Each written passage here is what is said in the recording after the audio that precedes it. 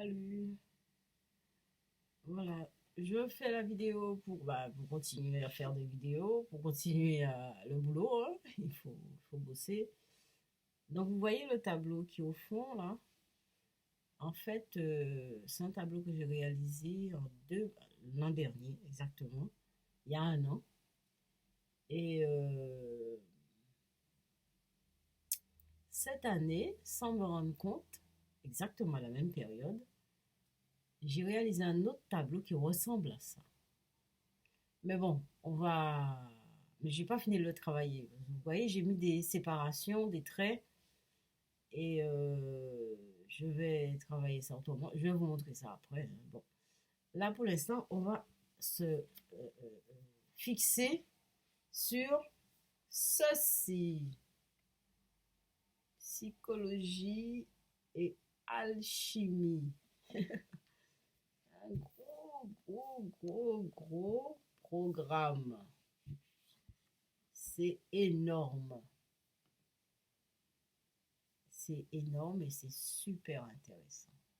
Par contre, c'est super intéressant si on fait un travail sur soi. On reste.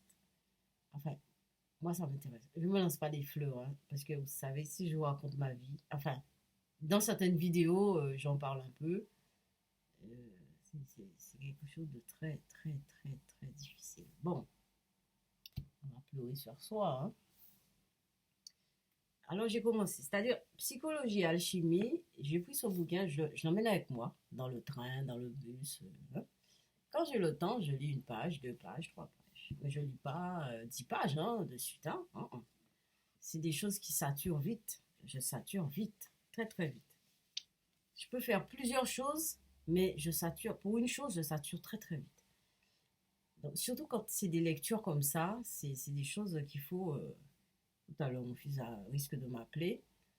Et donc, voilà. Donc, j'ai souligné. Alors, vous allez suivre l'évolution avec moi, hein, parce que je vais vous partager avec vous les extraits, certains extraits, et au fur et à mesure, je vais vous faire une vidéo, vous saurez où j'en suis, etc. Alors, j'ai commencé par la couverture du livre, au dos du livre. Alors, donc, ça dit,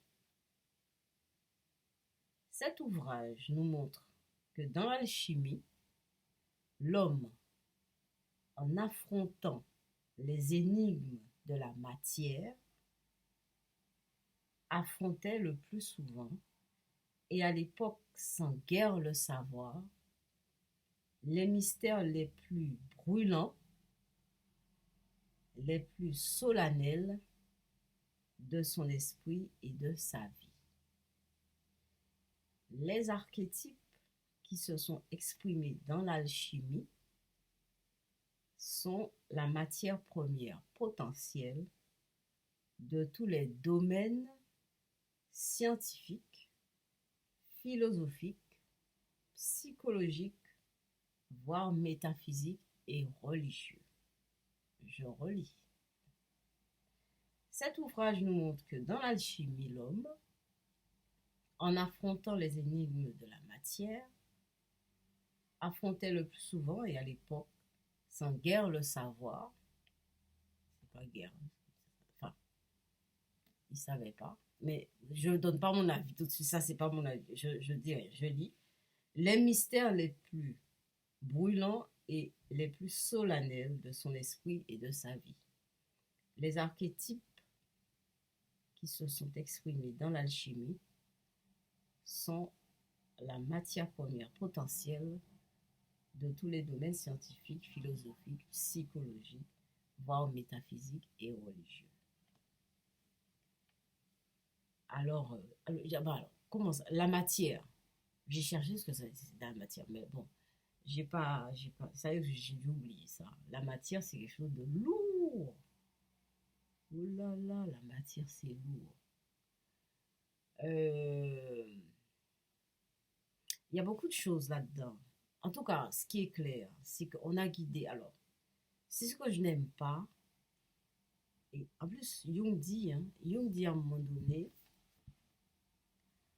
écoutez ce qu'il dit, hein. Il dit, je préfère Pour moi, je préfère le don précieux du doute qui laisse intacte la virginité des choses qui nous dépassent. Mais attends, qui laisse intacte la virginité des choses qui nous dépassent.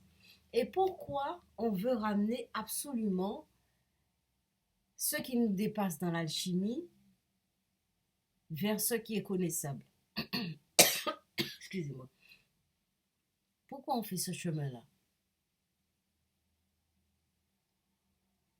Alors la matière, bon, j'ai pas cherché la matière, mais la matière, c'est, je sens qu'on va rentrer dans la chimie, la physique, etc. C'est pas mon truc, hein. Enfin, c'est-à-dire que c'est pas ce que je veux dire, c'est pas mon sujet. Mais la matière, c'est aussi, ça peut être la matière, c'est ce qu'on appelle la réalité aussi, hein. La matière, c'est ce qu'on appelle la réalité. Vous voyez, ce matin, j'ai allumé ma bougie, mais là, je l'ai éteinte. Mais ça, c'est de la matière. C'est la matière, ça. Ouais, c'est la matière. Le stylo, c'est la matière. Moi, c'est la matière. Enfin, oui. C'est ce qui fait partie de la réalité. C'est ce que tout le monde peut voir. C'est ça aussi la matière. C'est parce que tout le monde peut le voir. Voilà. Si un jour, il y a un alchimiste qui a transformé certains métaux en or, il faut qu'on voit le début, c'est-à-dire le cuivre, par exemple, hein, je ne sais pas comment ils faisaient, par exemple le cuivre, ils font des mélanges, ils font des purifications, enfin je ne sais pas comment ils font, et après ils obtiennent de l'or. Il y a plusieurs cuves, et le produit passe dans les différentes cuves, et à la fin on obtient un liquide, c'est de l'or, disons que c'était de l'or liquide, disons. Qu'on laisse sécher, qui durcit, qui c'est de l'or, vraiment de l'or. Là, on pourrait dire que voilà, les alchimistes sont partis de là, du point A, ils sont arrivés au point Z, ou T, ou P, comme on dit, comme on veut, en passant par là. C'est-à-dire on obtient tout le raisonnement qui fait qu'on arrive au résultat.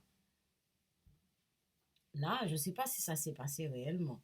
Moi, je sais, je n'ai pas vérifié, mais je sais que l'alchimie, qu'on peut transformer le cuivre en or, par exemple.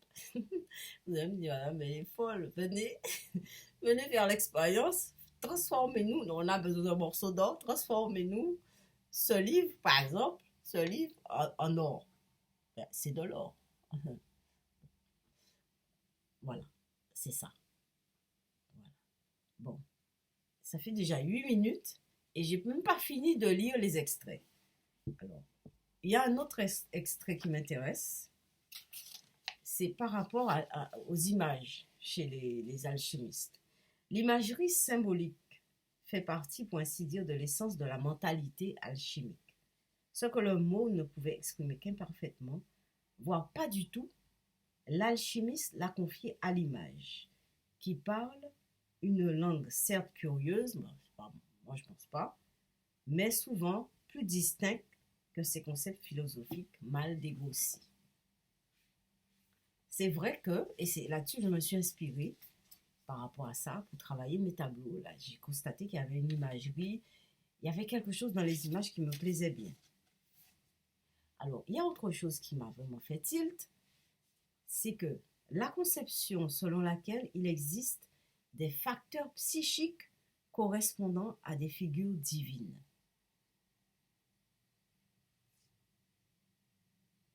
Les facteurs psychiques qui correspondent à des figures divines. Il dit ça aussi par rapport à l'âme. Hein. L'âme est fondamentalement religieuse. Bon, ça c'est religieuse, c'est pas mon truc. Hein. Alors, il y a autre chose. Penser qu'un vécu religieux, tiens, parlons religieux, est un processus psychique.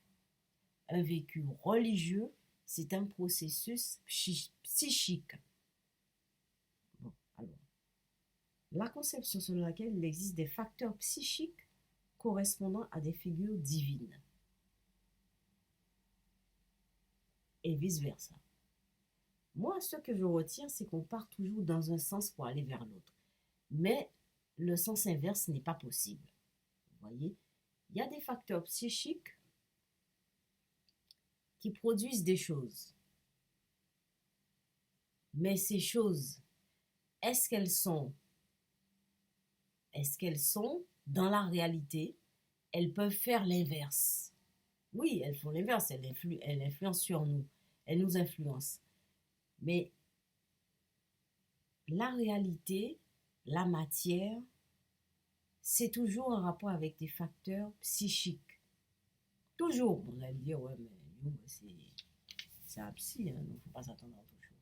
Je vais m'arrêter là parce que sinon YouTube va refuser de me poster la vidéo.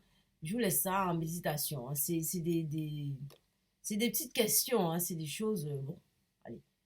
À plus, bye bye.